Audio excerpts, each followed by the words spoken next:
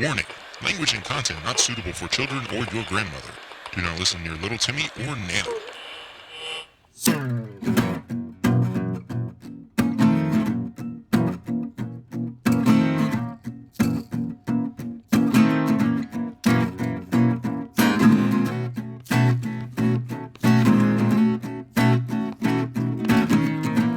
Hello, everybody. Welcome to the Isosessions of This Is My Bourbon podcast. I am Perry. I'm the host, of course. I am very excited to welcome this bonus episode's guest to the show. You might know him from such podcasts as The Grub, Time to Die, The Tokyo Hotel, or just being a comedian, or you might just not know him at all. That's very possible, considering most of you are American listeners. Yeah, I mean, that's entirely... very possible, I would say. Hi, it's nice to meet you. Yes, hello, Ben Russell. Welcome to the show. It's good to be here. Thank you so much for having me. Absolutely. I was considering doing these sessions, and you were one of the first people that I sent a message to, and you immediately said yes, which kind of blew me away a little bit. But I should have played hard to get. Well, I've got a lot of things on at the moment, and I've really got to juggle my schedule around. I'm really busy. I am so booked up right now. You have no idea. I have found time to get busy, though, and I think that's important. You got to get busy at some point. You got to give yourself little projects throughout the day. And, that's really what's going to get us through this whole coronavirus pandemic is we got to stay sane together, but separate. That's right. Together, but separate. I don't know. Who knows how long this madness is going to last? It could be days. It could be months. It could be the rest of our life. It's definitely not going to be days. But it might. I don't know. It's a weird time. But thank you for coming. You're welcome. You're welcome. I mean, what else do I have to do during these times? Yeah, we have nothing else to do. So Ben is all the way in Melbourne, Australia. Mm-hmm. And we are on a 12-hour time difference? Yeah, and you are like a trooper drinking whiskey at 8:30. I'm drinking whiskey at the whiskey hour. It's 10:30. It's 10:30 at night. I mean, time has no meaning anymore. And if I'm going to go down in a ball of flame, I'm going to do it on my own accord. Yeah. And if it's 8:30 a.m. drinking bourbon, who's to say what's going to happen next? If you're going down in a bowl of flame, that flame is going to have a mighty fine vapor trail. My dude. I felt like it was missing a dude at the mighty end. Fine vapor trail, my dude. All right. It's cool, man. Do you know about Matthew McConaughey's connection to bourbon now? Oh, do I ever? He is the spokesperson for the most mediocre of all bourbons. No. Well, are you talking about Long Branch or are you talking about Wild Turkey in general? Because I have a huge affinity for Wild Turkey. You like Wild Turkey? Okay. I mean, I have not sampled the top shelf of Wild Turkey, but I have been affected in my youth by Wild Turkey. As most of us have. Yeah. Any time that somebody said, "Hey, you want a shot of whiskey?" It was like either Wild Turkey or Jack Daniels. Yeah, and I can't really drink Jack anymore either. So I like all whiskeys except for I think Wild Turkey and Jack. I've got PTSD for. Well, so we talk about our daily drinkers or the ones that we kind of have just around to enjoy, and Turkey 101 is actually one of the ones that I reach for the most, just because it's fairly old in terms of bourbon, higher proof, and really it's quite cheap too. I mean, I can get a handle of it for $35-$40 US. Oh, that's not bad at all. Yeah, and I mean it lasts a while and it holds up well in cocktails too. But I mean, even on up to some of the higher proof stuff, Rare Breed, which is their barrel proof bourbon, it's quite good. So you might be interested in this. There's a because I know that it's very hard to get in the States, but they export quite a bit, and there is one of my favorite whiskey bars in the city of Melbourne that you can get a nice glass of Pappy's. Oh, Pappy Van Winkle. Yeah, you can get a nice glass of Pappy's for like $30. It's expensive, but still, it's considering of what Pappy's goes for.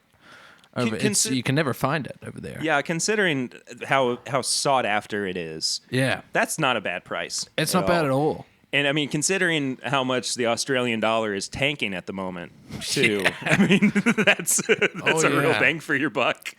Yeah, because I think they do reserve some for export. So while it's very difficult to find over in the States, it's here.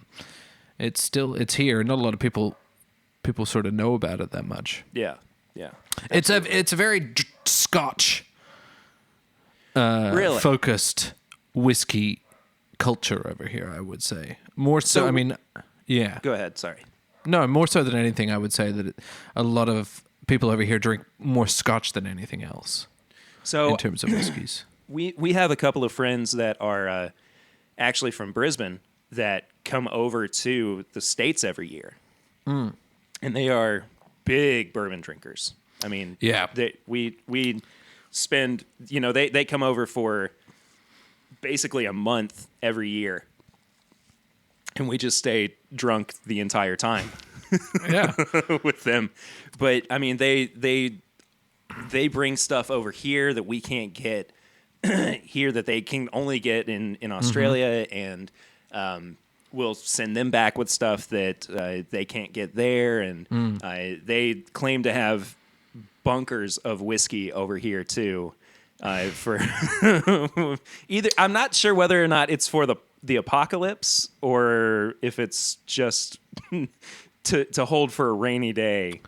Yeah, I mean, we do exist, but I would say you can get really good scotches here. There's a better selection of scotches than there is bourbons over here. Yeah, and it's hard to get any rye over here. Yeah, very difficult. That's I've found. Yeah, because I used to live in Chicago, right? And obviously, I got into whiskey probably the most when I was in Chicago. I was drunk most of my time there. And, I've heard you talk about that before. And, yeah. Thank you for breaking falling off some kind of wagon to get through. No, I just had to dry out when I got back, just a little bit. Just because A, I was drinking a lot, and B, you can't.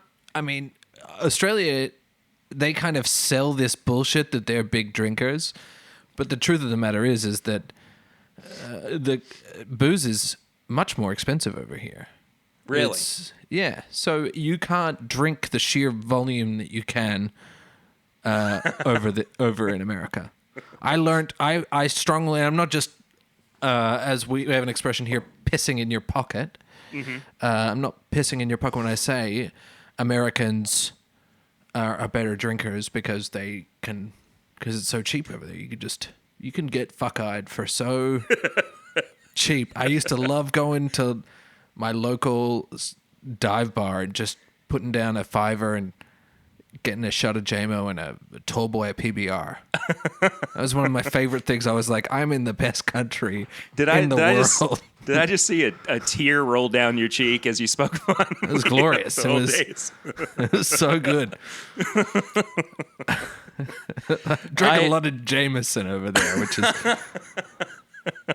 Jameson's a pretty good Irish whiskey. I'm not a big Irish whiskey drinker. No, it's a little bit too sweet for me. I agree. Without the body that you get with bourbon. Because bourbon's quite sweet, but yes. I think you kind of have that body to back it up with.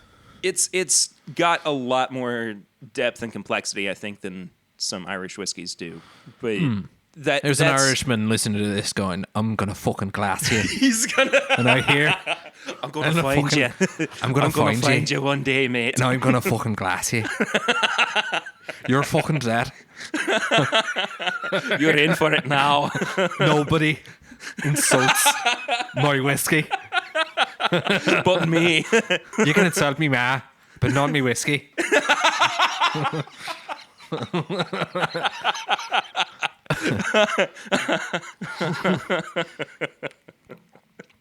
This is great because I spend so much time listening to you and laughing while I'm not talking to you. So the fact that I can do it to your face virtually is really nice. But I had something I wanted to ask you. Sure. What is this sadistic tendency towards the sweet, sweet man that is Kevin Bean? Which, if you've not listened to the Grub podcast, first off, do. There is a man who shows up very, very rarely. His name is Kevin Bean. He's part of the Bean Brothers 4. And the poor guy just can't seem to catch a break. Ben, why do you hate Kevin Bean so much? I don't hate Kevin Bean. I feel sorry for Kevin Bean, although I don't. There's been some, there's something about characters, tragic characters, that is inherently funny, I think. If you want to get down, if you want to deconstruct it. I know tragedy and comedy, they're very friendly boys together. They kiss in the back sheds and no one is watching. You're like, When get nobody's out of here! Hey, what Get are you out of here!" doing? Tragedy and comedy, and they're kissing.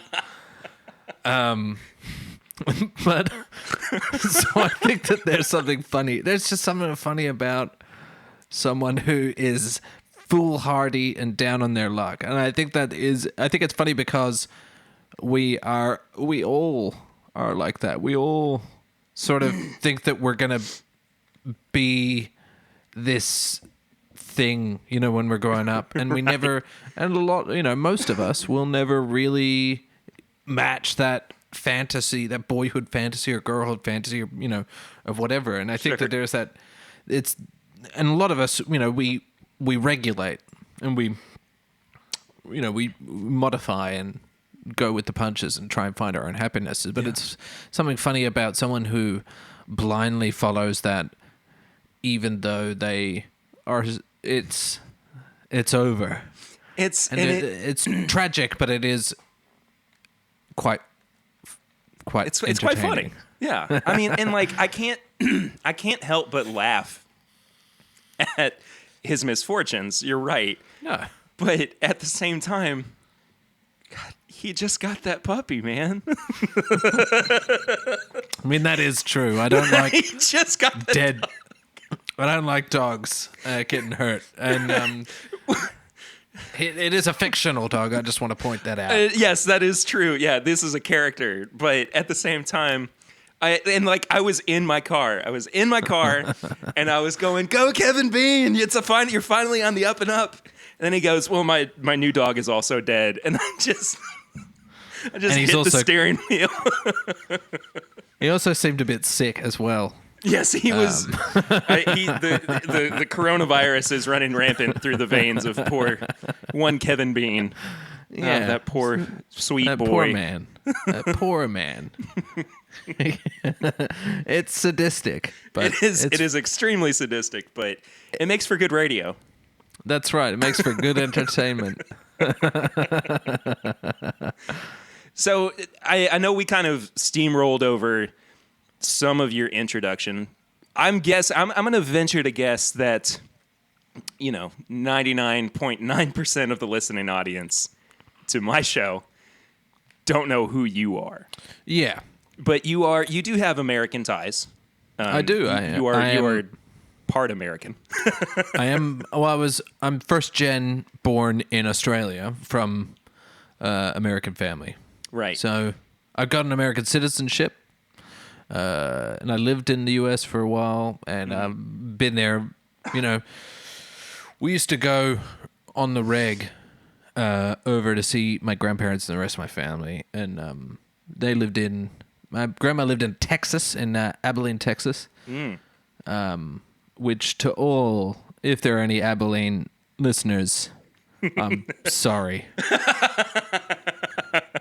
You know what you've done, and Yeah, you know what you've done. And my other grandma lived in Pensacola, Florida. Okay. So Which is, and my uncle lived there, and he worked at the naval base there. So So you had family basically in two of the armpits of, of the United States. Make no mistake, I got redneck blood flowing through these veins. I might have a weird half Australian with American R accent, but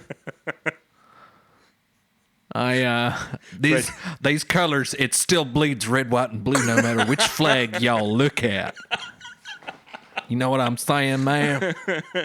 Man, I'll fuck you up, dude. All right, so is this the kind of redneck family that's got the shotgun strapped to the back of the pickup truck window that you can just... I don't think that they're pickup window, but we got shotguns. We got all sorts. We got guns. We got many guns. My dad was looking to get a gun here for a little while because he owns a little bit of land to the north of Perth in Western Australia, and he was born in Midland, Texas, so he's a good old boy. No kidding. Yeah, so I have a friend who actually lives in Midland. Yeah, right. Yeah. So he lived in Midland, Texas, or grew up there. Went to Robert E. Lee High School. And, oh no. Yeah, and what y'all don't like that no more? Look, I know Kentucky was a swing state in the Civil War, but Texas was not. Texas was certainly not. And so, and I think it's pretty cool. Like, I enjoy that aspect of my family. We got a pretty interesting sort of like family heritage and ancestry that goes around. Dad did a bunch of research on it, and it's something cool, and I like it. And when I lived there, I really enjoyed living there. I was only supposed to live there for 2 years, and it ended up being 5. Oh wow. Yeah. And that was while you were studying comedy and practicing your improv chops as well. Yeah, and getting the most drunk I've ever been. Yeah. So I studied. Studied at Second City in IO and worked there and was part of the Herald Ensemble and all that bullshit, and really enjoyed it and loved it and lived like a absolute animal. Just. I think I went there with one suitcase, and I don't think I unpacked that suitcase in that 5 years. Just a stinky ball of, just this grime gross. and muck. Moved there when I was like 24. Came back here, turned 30. So I think it's the time. You can do that shit when you're in your 20s. Sure. You can live like an animal and get drunk and there was just party and. You woke up one day in Australia and you just looked in the mirror and you said, "What have I done?" I just could. Oh, you cannot maintain that level that I was going at. It was impressive. My partner now, when I first moved over, she was horrified. She was like, "You cannot keep drinking like this." And I was like, maybe you're right. Yeah. But us Russells love to drink. I mean, my dad loves wine. My brother loves whiskey. So it's like, what chance? Whenever we get together at the Russells, we get a little bit... The redneck comes out for sure. No, I picked up my love of bourbon from my dad as well. So it's a river that runs true through the Ritter bloodline. And I worked at a bar for a little bit when I was in Chicago, and I got deep into rye whiskey, real deep. Really? And yeah, just there's something about it. It's kind of like this is sort of a simplistic way to talk about it, but it's like it's the missing link between Scotch and bourbon. Mm-hmm. Yeah, I would say. Absolutely. It's got that farmy spice. Mm-hmm. It's got a spiciness that is similar to the peaty, spicy goodness that you get with Scotch, with a good peaty boy. Peaty boy. Yeah, a little peaty boy. Little peaty boy. What are you drinking tonight, Ben? Oh, I'm drinking a little peaty boy. Who's to say? Drinking a peaty boy. Maybe 1, maybe 2 glasses of peaty boy. Who's to say? I don't know yet. What are you, my mother? Look at you over there. What do you think you're doing? Look at you. What are you? Are you going to drink? What are you? What are you asking me? How many Petey Boys I'm going to drink? What are you? I'm not going to put a number on it. I haven't gotten there yet. Put a number on it. Get out of here. I'm living my life, Ma. Come on. You sound like Marky Mark. Come on, Ma. Come on, Ma. What do you think Come I'm on, doing Ma. here? Come on, Ma. Hey, Ma. yo, what's going on? It's like slight begrudging respect, but at the same time trying to be your own man. Oh, what's up with this? Hey, what's That's going crazy. Get out of here. But only if you I think feel this like might it. be this might be a transformer. That's the only Marky Mark I can muster. The worst of the Transformers movies with Mark Wahlberg. And that's saying something. That is indeed saying something. But look, we're not going to get into that. I don't want to. I don't want to invite that conversation here. One second. I just have to get more whiskey. Go for it. Okay, one second. I'll be right back. Okay. All right. I'm so sorry. I was underprepared for how delicious this Woodford Reserve Distiller Select would be. And is that the 80 proof or the 90 proof? Let's see here. What are we talking? Where's the proof? Or the percentage? Where is it? The percentage. That's the 43%. Oh, so it's a 86 proof. Yeah, 43%, 0.2. They don't put the proof on export bottles. Interesting. Because I know that there are some bottles, like Jim Beam is not 80 proof like it normally is over here. That from what I've been told, at least, by my Brisbane friends, Chris and Leanne. Hi, Chris and Leanne. Hello. They're just a short drive from you. Just a short one. Short drive.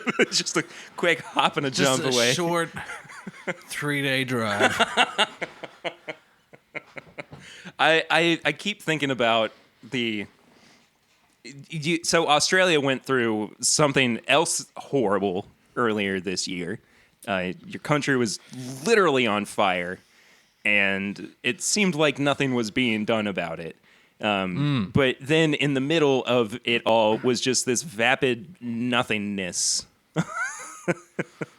And his name is Scott Morrison. Scott Morrison. The man who likes to force people to shake hands with him. And Yeah.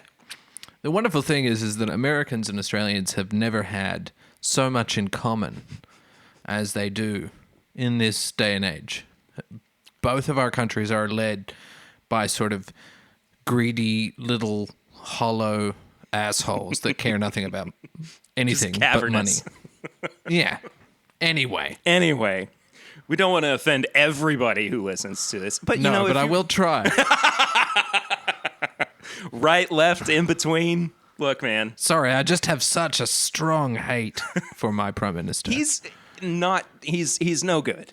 He is bad. And that's an understatement. But He makes Donald Trump look charismatic and magnetic. you just want to go up and have a drink with him. Oh God, between the two, I would rather have a drink with the devil himself, Donald Trump. Who would you get a more interesting conversation out of? Scott Morrison or Oh, Donald the Don. Trump? You think? The Don. Scott Morrison doesn't have anything interesting to say. He's nothing. He's got nothing. Like, at least Donnie would, regale you with his crazy tales about how he, stole a bunch of money from some poor people. But Scotty Morrison would be like, he'd be sitting in silence because he's got nothing. He's got no personality. And that's the people we elected to be our prime minister. We deserve him. Australian people deserve him. That is... I'm trying to tiptoe around this. I'm really scared to get too deep into the weeds on this. That's true because, I'm sure the people don't want to talk about... I won't listen to people talk about whiskey. Yeah. But, We ain't talking about politics here. I don't even know where to go from there. Well, we talk more about whiskey. Let's if talk you more all about want. whiskey. Just know, I'm not going to offend any of your American listeners by saying that Scott Morrison is a piece of shit. There you go. He's an absolute dog. And you can definitively say that. Yeah, and also, you know, our politics is a little bit more socialist. So if you're a Donald Trump supporter, you'd hate him too. True. That is true. There's plenty of reasons to hate Scotty Morrison. And that's Both why the right and the left can hate Scott Morrison. We can really come together. What are you going to do? Yeah. We're all going to shit. And that's why, you know, I think it's great. We're all drinking together. that's why it's almost 9 a.m. and I'm on my second glass of whiskey. Yeah.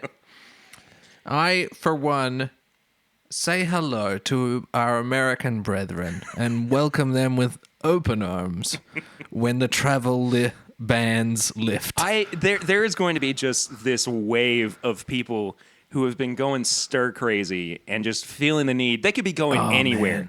They could be going to, I mean, the most desolate place in the entire world, but it's just so they can actually get out.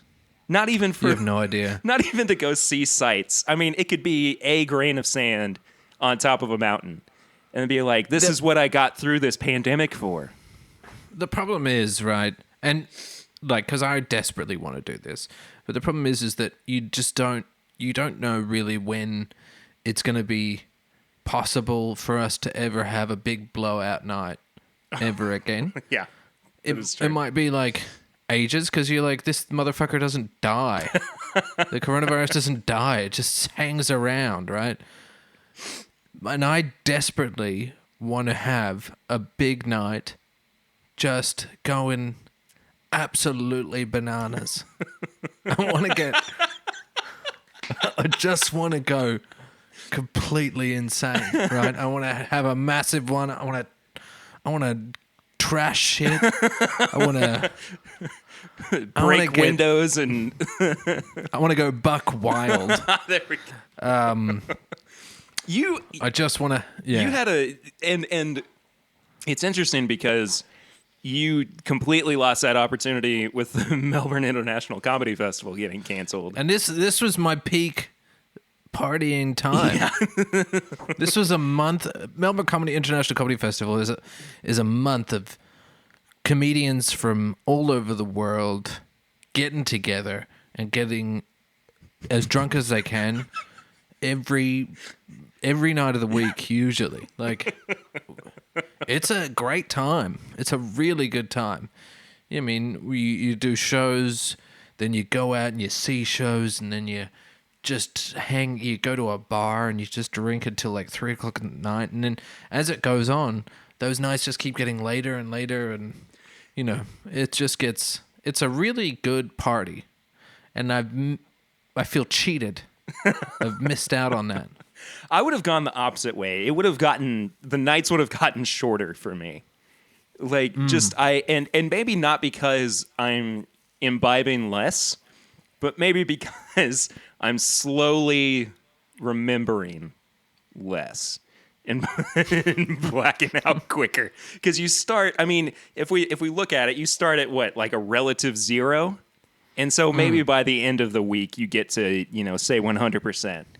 But 100% becomes much less each time afterwards, right? It's the law of diminishing returns.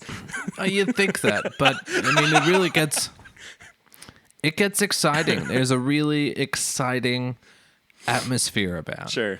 And so around the halfway mark of the month, you will find a little bit of a drop, but then people that are doing half runs, only 2 weeks, they'll start their show, right? Mm-hmm. And so they'll be really excited because they're starting their shows, and they'll go out partying. So you'll be like, oh, fuck it. I'll just go with them. Why not? I'll just go with them, whatever. And then before you know it, it's 3 a.m. You know, and then by the end of the week, it's like, well, we're in the last week now. Oh, you may as well just go all out then. Might as well just go all out. Who cares? You know. And you had people have lost their minds. You had 4 shows this year. Yes, I had 1 regular show and then 3 semi-regs, which was like once a week. Sure, sorry, sure, but that still is a large portion of my income. Yes, gone. Yes, and I don't mean to keep harping on it, but First off, I'm sorry. I hate to hear that, but I think, I mean, it's really hard to at all feel sorry for yourself in these situations because Sure. it's a situation that is so completely out of your control. yeah, absolutely. And when I knew that it was coming. You could see it in the horizon like a good 2 or 3 weeks out. You were like, this is going to go down. So I think I was mentally preparing myself for it. And then when it happened, it was so exciting because we're in because it felt historic. Like it felt like you Sure. were a part of something that you'd be like, this is something so big that it will be there. Yeah. It's and what we're living through right now is something so huge that I think that we're a part of it and we can witness it and look at it and tell that story back yeah. of people that hadn't experienced And it. I think that it's quite interesting and even though it's terrible Sure. and awful, it's still exciting, if not incredibly difficult. That's an optimistic way to look at it. And I think that, it's shining a light on what we can do better as people, what we can do better Yeah. as humanity, giving us the opportunity to step back and it sounds so lame, but just being able to not have the insanity of everyday life and not having to get on public transit and not having to talk to a boss every single day that you hate or having to listen to, everybody else's woes and wearies. But just I think that it is kind of nice to have a solid moment of peace. I think it's forced me to focus everything. Yeah. Because I'm such a I got podcasts, but then I've got all these different. I'm a man of little projects over the place. I do stand up, do acting, and I do all these things. It's cut out such a huge part of that I've had to sit down and be like, well, let's just put everything into one or two Right. things, Right. and it's actually kind of been a real interesting experience. I mean, I always used to get sort of teased, I'd say, about always having being a jack of all trades and a master of none, and I Yeah. very much am. Don't sell yourself short there, Ben. Come on. Come on. You do puppetry. Well, I do puppetry, acting, stage acting, stand up, sketch. I'm a writer. You can play the heck out of that djembe behind podcaster. you. Yeah, that's right. Thank you so much. So I had all these things that I would get teased about it because he would just fucking pick one thing, Ben. Yeah. I was like, but now I've had to pick one thing and it's been quite enjoyable. And I'd say that the Grub podcast is probably the thing that's keeping me sane throughout this whole thing. To pour into that. I don't know if my partner could say the same thing. I spend a lot of time, and it's a testament to you kind of see what it takes for a lot of those other guys that are much more popular and much more bigger podcasts. Sure. You're like, this must be all encompassing for Yeah. them, and I think there's something cool about. It's given me a little bit more respect for those people that have been able to just be like, this is it, and this is my thing, and I'm going to go straight all the way Yeah. into it. I think that it's crazy, and I don't know how they have a life outside of that, and they probably don't. But I mean, yeah, it's yeah. this is I would say at this point in time, and it probably won't be for the rest of my life, but this is my main creative outlet. Right? I mean, I get the chance to have conversations with really interesting people and share something with them that I find to be integral to my Kentucky heritage, and we come to even despite differences across the board that we might have, right? We can set all of that aside and just sit down with a glass of whiskey and just enjoy that time together. And it's interesting because I almost went the opposite way from you when all this hit, because I lost that person to person connectivity, that opportunity to sit down with them, because first off, my wife is pregnant and I can't I can't expose her to anybody who might have any kind of deadly pathogens around them. Yeah. But secondly, like, I don't want to then spread that to somebody else, right?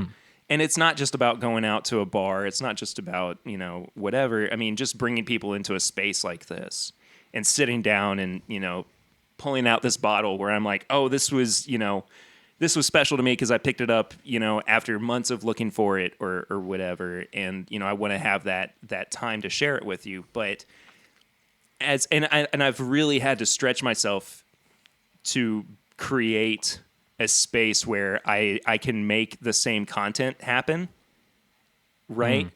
But just in different ways. Yeah, I mean, you just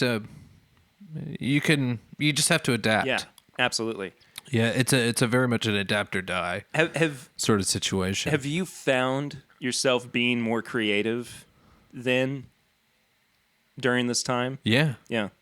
Yeah. Absolutely. I mean, I don't have anything else to do. I have no excuses. I don't have to go, to a gig. I don't have to, go to auditions or, I don't have to do anything that I would have done. I don't have to go to make an excuse. I'm not obligated to do anything that made me. Yeah. And not only that, but it's forced me to I've had to get all this equipment. And so now I have everything. Yeah. So I've just had, and now I've taught myself how to edit so I can do these things. So, I have no excuse. So yeah. And I've entered into an agreement with, 260 people. Yes. That they'll give me money for content, and I don't want to fuck that up. I don't want to, so, I want to try and do that as best as I can and not rip people off. Yeah. I think that's my greatest fear.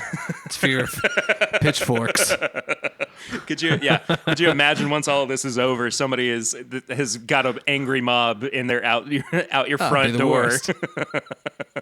And also, it is just something to do. And there's only so long you can play computer games and smoke weed for until it sort of loses its shimmer. And you have to start being like, okay, well, I got to fucking do something. I'll just do this dumb thing. But you have to find balance, because the other day on Saturday. Wait, what day is it today? It's Saturday. You are approaching the Sunday midnight stroke. Oh my God. But it is Saturday at this moment for both of us.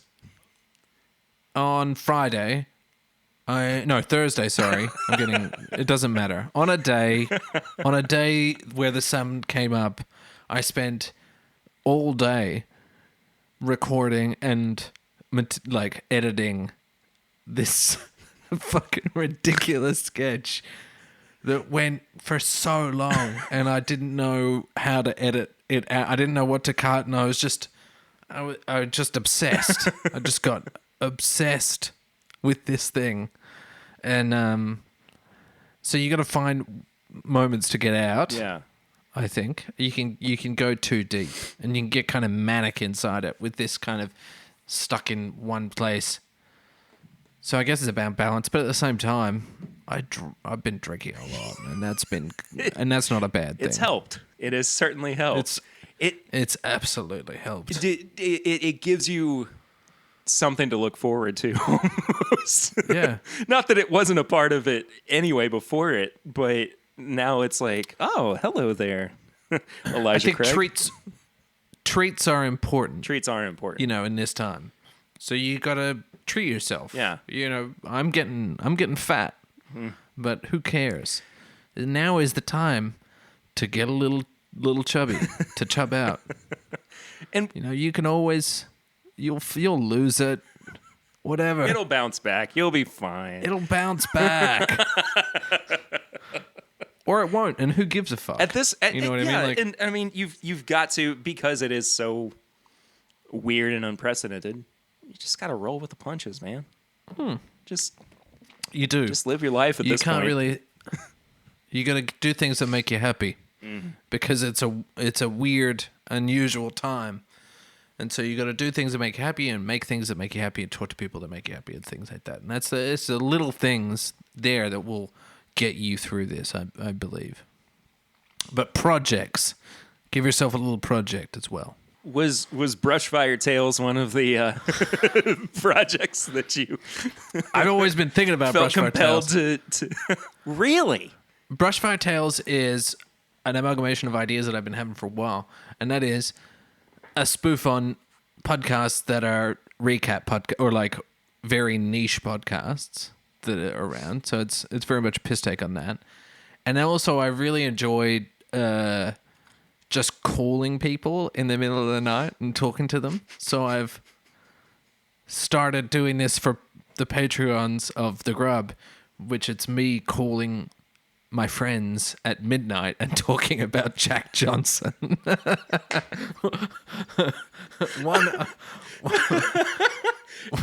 It wasn't until this exact moment that I realized how absurd that concept is. But you, sir, have truly defined It is so stupid. It's the absurd stupidest comedy podcast.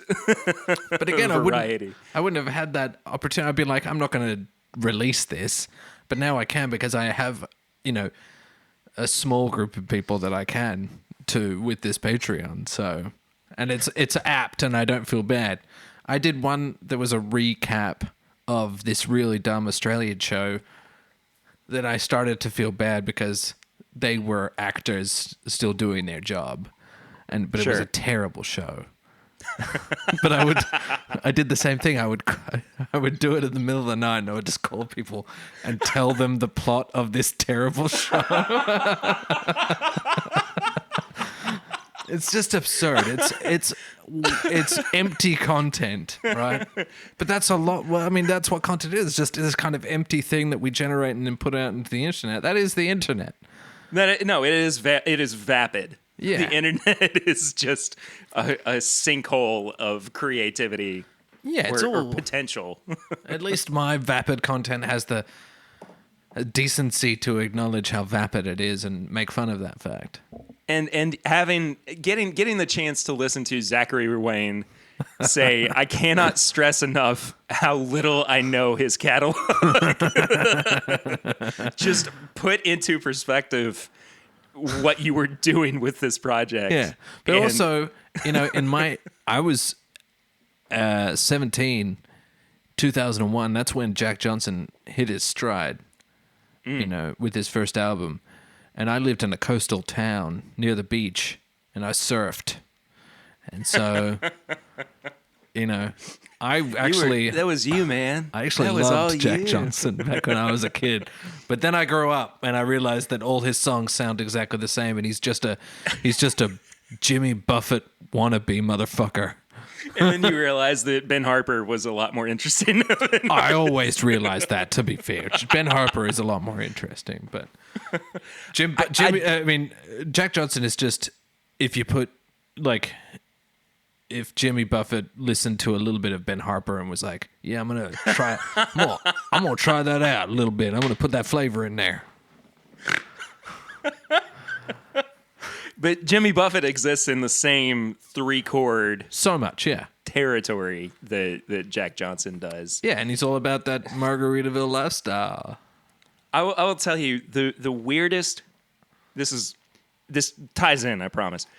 The weirdest Christmas I ever had was going to my grandparents' house, and my aunt was so excited to give me this present, and I open it up.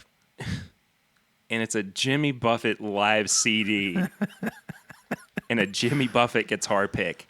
I have no interest in Jimmy Buffett's music. I am the furthest from being a Jimmy Buffett fan.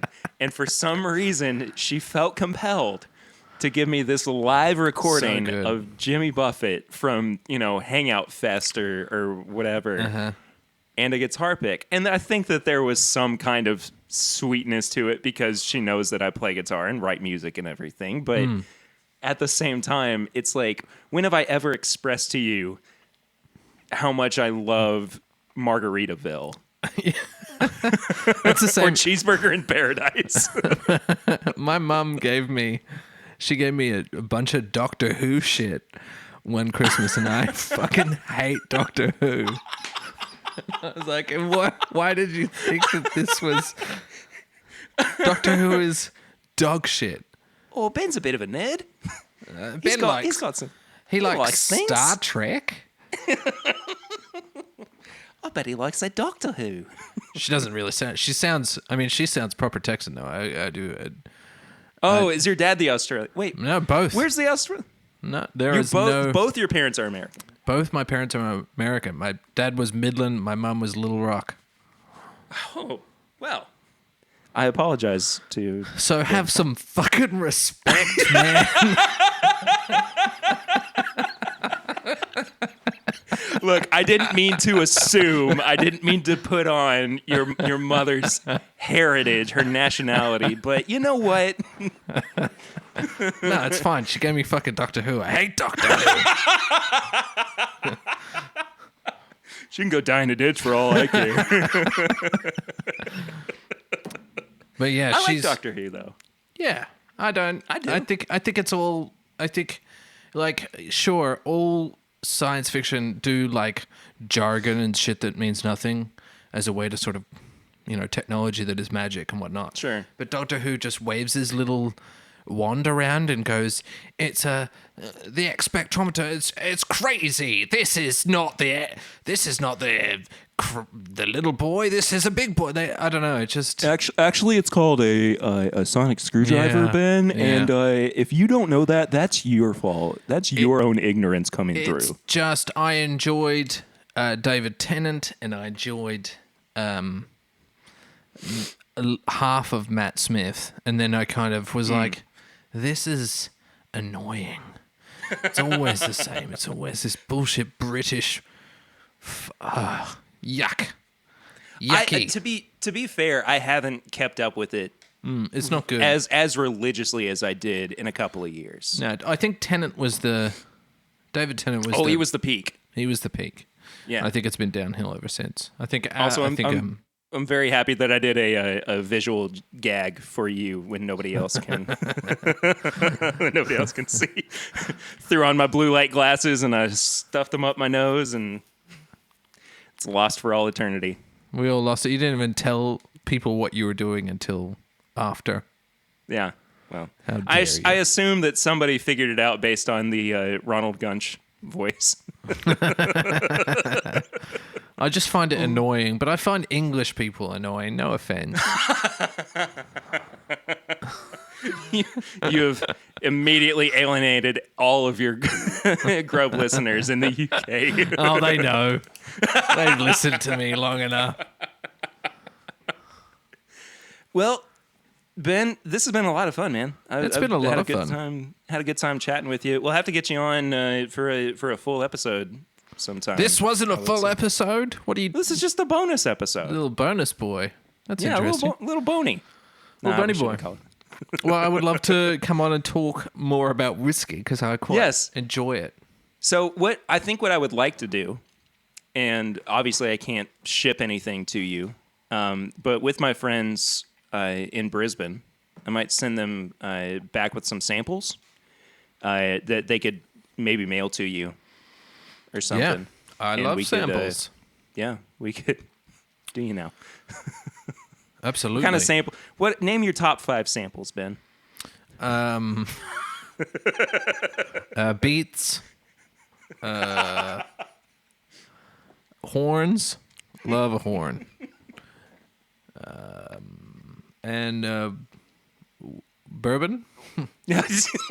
Okay, then that encompasses all 5, I would say. But I do love whiskey a lot. yeah, but I'll have them come back if they make it over here this year, and I'm assuming that they will. But I'll send them back with sample bottles for you and have them Please do. sent your way, and we'll do a full episode. Yeah, that'd be great. I would love that. Yeah, man, this has been a lot of fun. Where can people find you on social media?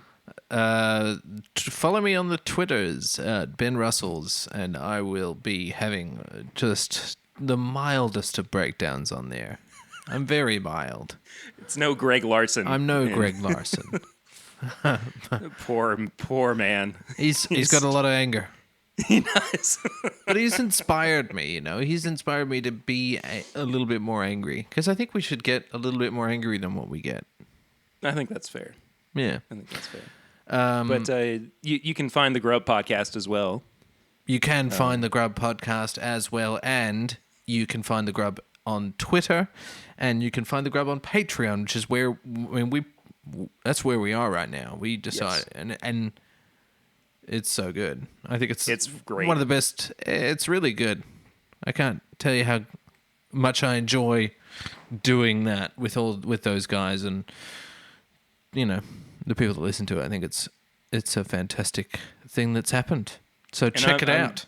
And I'm enjoying it just as much, really, as I ever have. But I will say, if anybody needs a jumping on point, the drunk episode from last year. Which one was that?